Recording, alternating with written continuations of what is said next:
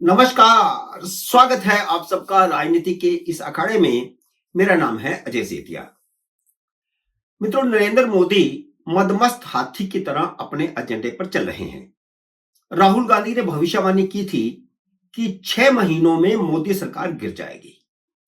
6 महीने बीत चुके हैं। इन 6 महीनों में महाराष्ट्र और हरियाणा में राहुल गांधी को अपनी हैसियत पता चल गई है। इसलिए राहुल गांधी ने अब ऐसे दावे करना छोड़ दिया है। वह मोदी पर हमलावर जरूर हैं, लेकिन ऐसा दावा नहीं करते कि मोदी सरकार गिर जाएगी, क्योंकि ऐसा कुछ होना जाना नहीं है। इसलिए वह अगले 5 साल कांग्रेस को मजबूत करने के काम में जुटे हुए हैं। उन्होंने दिल्ली के चुनाव में इसीलिए आम आदमी पार्टी से गठबंधन तोड़ दिया। अजय माकन ने केजरीवाल के देशद्रोही होने के सबूत देकर अपना वादा निभा दिया है। जैसी कि उम्मीद थी, माकन ने केजरीवाल के खालिस्तानियों के साथ संबंधों के सबूत दिए हैं। अजय माकन ने ही केजरीवाल से कांग्रेस का गठबंधन तोड़वाने में महत्वपूर्ण भूमिका निभाई थी। जहां मोदी मजबूत हो रहे हैं, वहीं विपक्ष का गठबंधन टूट रहा है और दिल्ली से इसकी शुरुआत हो चुकी है। राहुल गांधी के बाद केजरीवाल प्रधानमंत्री बनने का सपना ले रहे थे। प्रधानमंत्री बनने के लिए वे वाराणसी में नरेंद्र मोदी को हराने गए थे। उन्हें भी अपनी हैसियत इस चुनाव में पता चल जाएगी। केजरीवाल दिल्ली का चुनाव हार रहे हैं और पक्का हार रहे हैं। कांग्रेस भी उन्हें हराने की कोई कोर कसर नहीं छोड़ रही, क्योंकि कांग्रेस को पता है कि केजरीवाल कमजोर होंगे तो वह मजबूत होगी।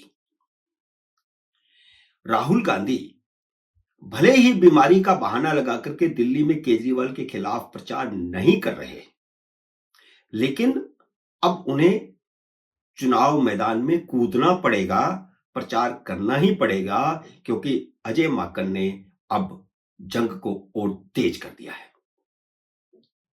अब तक ये चला आ रहा था, कंफ्यूजन था राहुल गांधी को।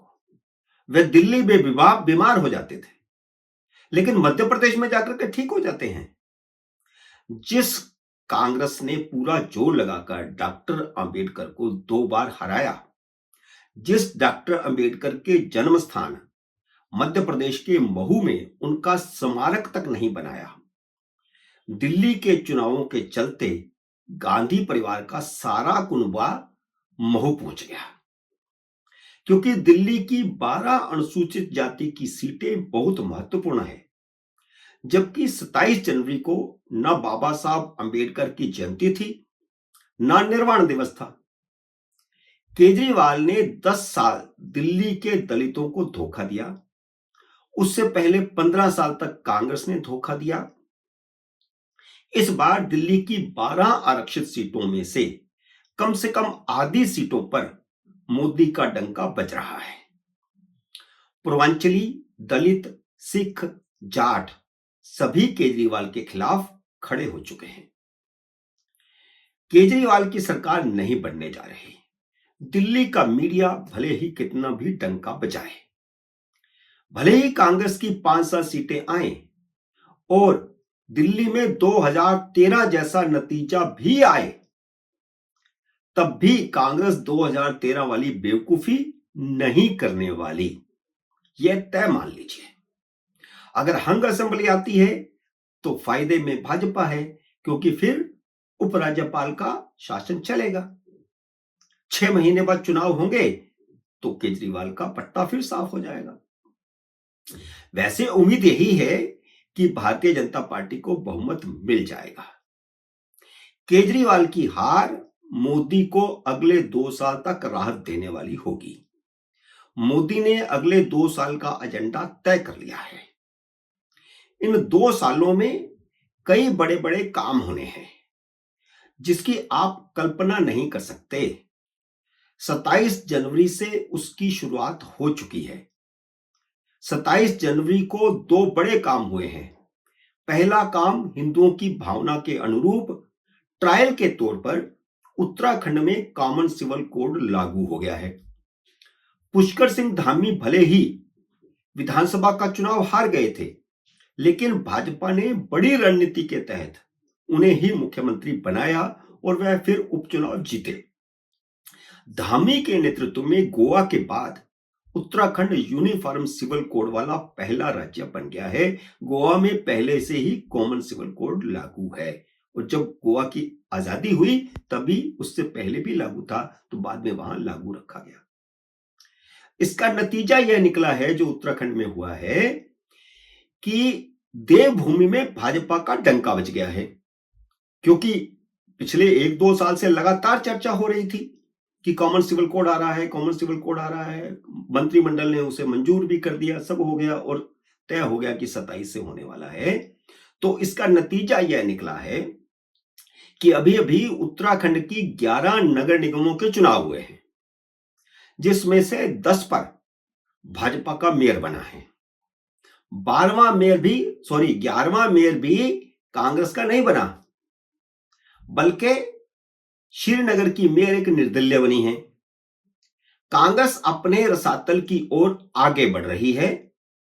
दिया बुझने से पहले जैसे थोड़ा सा फड़फड़ाता है, वैसे इस बार लोकसभा चुनाव में फड़फड़ाया था। कांग्रेस की सीटें 52 से बढ़कर 99 हो गई थी। भाजपा अब अपने शासन वाले सभी राज्यों में कॉमन सिविल कोड लागू करके अपना वोट बैंक मजबूत करेगी, जैसे उत्तराखंड में कॉमन सिविल कोड लागू होने से पहले ही मजबूत हुई भाजपा। मोदी का एजेंडा 2029 के लोकसभा चुनावों से पहले पूरे देश में कॉमन सिविल कोड लागू करने का है। मोदी सरकार बिना कोई फिक्र किए अपने एजेंडे पर आगे बढ़ रही है। कॉमन सिविल कोड ने देश में ध्रुवीकरण की आधारशिला रख दी है। इसी दिशा में दूसरा काम यह हुआ है कि वक्फ बोर्ड संशोधन बिल को जेपीसी ने मंजूरी दे दी है, विपक्ष के विरोध के बावजूद दे दी है। तीसरा मुद्दा एक देश एक चुनाव का है, जिसका बिल लोकसभा में पेश हो चुका है। ये तीनों ही मुद्दे सरकार और विपक्ष में बड़े टकराव के मुद्दे हैं। अपने बुत्ते पर बहुमत नहीं होने के बावजूद मोदी अपने एजेंडे पर आगे बढ़ रहे हैं। इसलिए मैंने कहा कि मोदी मदमस्त हाथी की तरह आगे बढ़ रहे हैं। राहुल गांधी समझते थे कि उन्होंने नरेंद्र मोदी को कमजोर कर दिया है। समझते नहीं, बल्कि उन्होंने कहा था कि संसद में वही होगा जो कांग्रेस चाहेगी। जम्मू कश्मीर विधानसभा चुनाव में उन्होंने डींग हाकी थी कि वह संसद में जो चाहे कानून पास करवा सकते हैं, जिस चाहे कानून को रोक सकते हैं। सरकार मोदी की है, लेकिन होगा वह जो वह चाहेंगे। मोदी ने इसी बजट सत्र में ही राहुल गांधी को उनकी औकात दिखाने की ठान ली है। महाराष्ट्र और हरियाणा के चुनाव ने उन्हें उनकी हैसियत बता दी है और मोदी इसी बजट सत्र में महत्वपूर्ण बिलों को पास करवा करके उनकी औकात दिखाने वाले हैं। राहुल गांधी और इंडिया अलायंस के कड़े विरोध के बावजूद वक्फ संशोधन बिल पास होगा। इसकी पूरी रणनीति, पूरी तैयारी हो चुकी है। इसके बाद हथियाई गई वक्फ संपत्ति की जांच शुरू होगी पूरे देश में। जैसे हम उत्तर प्रदेश का ही उदाहरण ले लें। योगी आदित्यनाथ ने कह दिया है कि उत्तर प्रदेश के वक्फ बोर्ड ने 90% जमीनों पर अवैध कब्जा किया हुआ है और सरकारी जमीनों पर कब्जा किया हुआ है। इनमें से बहुत सारी सरकारी हैं, बहुत सारी प्राइवेट भी हैं। सरकारी राजस्व के रिकॉर्ड में सिर्फ 3,500 संपत्तियां हैं, लेकिन वक्फ बोर्ड के रिकॉर्ड में 1,27,000 से भी ज्यादा संपत्तियां हैं। संसद से कानून पास होते ही जांच होगी और फिर 2026 आते आते वक्फ की अवैध संपत्तियों पर यूपी में बाबा का बुलडोजर चलना शुरू हो जाएगा और यह बुलडोजर 2027 के विधानसभा चुनावों तक चलेगा। इसलिए मैंने कहा कि मोदी ने 2 साल का एजेंडा तय किया है। 2027 में बहुत कुछ होने वाला है। 7 राज्यों के चुनाव हैं, जिनमें से 5 पर भाजपा का शासन है और उसी साल यानी 2027 में राष्ट्रपति का चुनाव भी है उपराष्ट्रपति का चुनाव भी है। इसलिए 2027 तक ने मोदी ने अपना एजेंडा बनाया है। देखते हैं 2027 के बाद क्या होता है।